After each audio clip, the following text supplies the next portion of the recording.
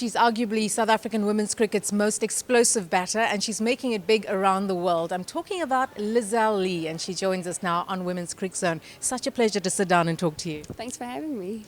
Not many people know this, but you're quite shy and soft-spoken, and here you are as this explosive batter. How do you reconcile those two personalities?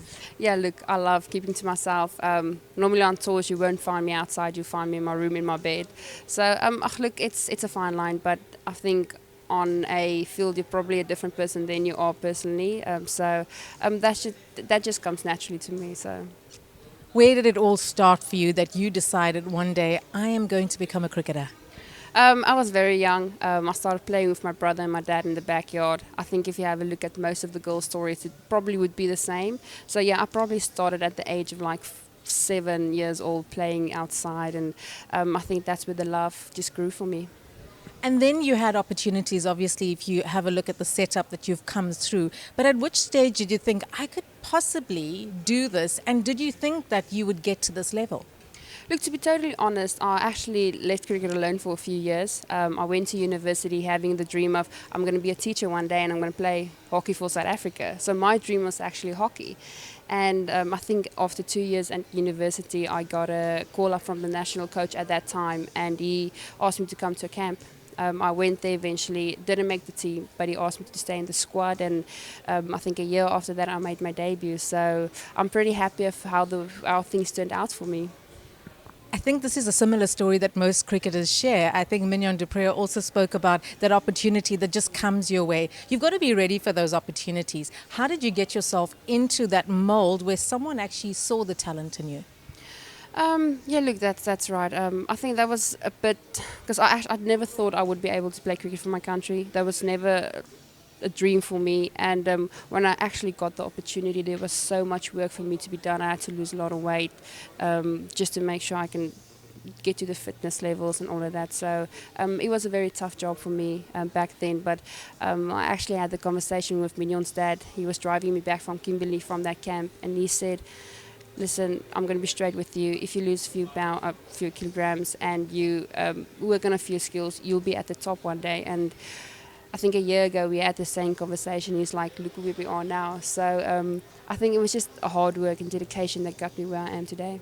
Who do you mold your batting style on? Because I can tell you what, opposition teams dread the sight of you, especially in full flow. I'm a big fan of Lance Klusener. I love the way he batted.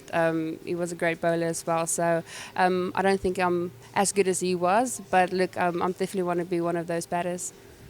Nobody knows this. Well, I didn't know this until this interview, but you have a very interesting nickname. You have to tell us about it.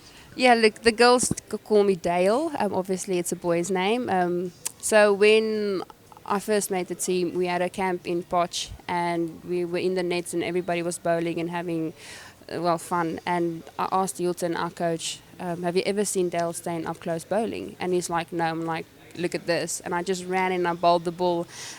Obviously, it wasn't quite whatever he's bowling, but yeah, and since then they just started calling me Dale, so that just stuck.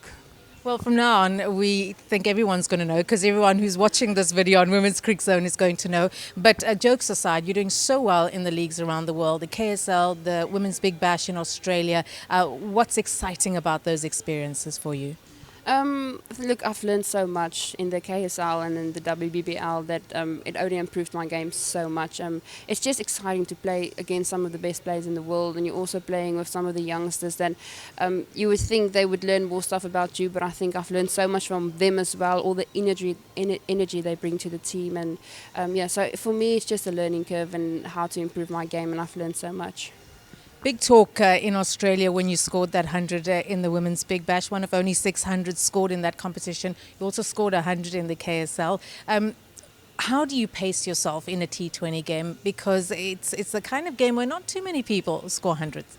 Yeah, look, I think I have a philosophy, and it's quite simple. I just see ball, hit ball. I think that's something that works for me. If it's a good ball, you try and get off strike, getting the one. But if it's in your area, you have to go, you have to back yourself. So a lot of people, a lot of commentators who speak about you have to change gears quite quickly, going to first gear, maybe going to fifth, but you have to know when to pull it back a little bit and when to go again. So I think that's something that improved over the past few years with my game, of not only going from the start, but getting your eye in and then going, maybe pull it back and then go again. So I think that's something that I learned, and it's working for me at this stage. Some fantastic youngsters coming through the setup in South African cricket, and you still have a lot of time in your career. So we're not talking about you leaving, but who are some of the youngsters you look at and say they could one day become explosive batters for South Africa? Look, honestly, I think there's a few, but the two standouts batting-wise for me at this moment would be Laura Wolfhard and also Nadine de Klerk. They both are still very, very young, but I think if you have a look at the way they're playing now and where they are now and how far they can go still, I think they'll definitely be two of the most people you can look out for. I chatted to Mignon du Preez recently, and she's hit 30, and she says she's hit her straps. You're 27. You've yet to hit the big days in your career. Yeah, maybe I should wait until I'm 30 as well, and maybe I can hit my straps and make sure I get more consistent. How long will you play for? Because now it's a viable career, so you can really make good money and also gain great experience around the world. Yeah, look, I definitely want to go longer than 35. I think 35 would be the shortest time that I would maybe retire. But hopefully, if my body holds up and my fitness stays at the top, I'll probably go past 35. Give some advice to young cricketers who will be watching this interview. They admire what you've achieved. What is the one bit of advice you'd give someone who wants to make a career out of cricket? I would say don't have that fear of failure. If you have a dream, follow it. It's not always going to be easy. It's going to get tough, but if you want to do it, you can do it. It's such a pleasure watching you bat, and when you're in full flow, I'm just so glad that we're not part of the opposition team. Thank you so much for your time. Thank you for having me. Lizelle Lee, what an honor to chat to her, and if you're inspired by this interview, go ahead and make cricket a career.